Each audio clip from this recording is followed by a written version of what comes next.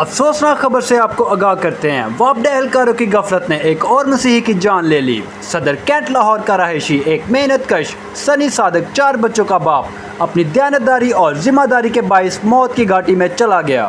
سنی صادق کی موت کی وجہ بے حسی، غفلت، امتیازی رویہ تھا کہ وابڈہ کے کچھ اہلکاروں نے اس کے ساتھ روا رکھا تھا۔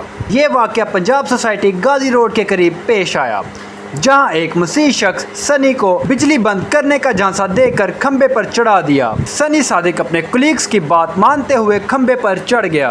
وابڈہ اہلکاروں کا کہنا تھا کہ بجلی بند کر دی گئی ہے، جبکہ حقیقت اس کے برعکس تھی۔ جیسے ہی وہ محنت کش کھمبے پر چڑھا تو کرنٹ لگنے سے نیچے آ گرا اور وہ موقع پر دم توڑ گیا۔ گھر میں صف ماتم بچھ گئی، اہل خانہ کا رو رو کر برا حال۔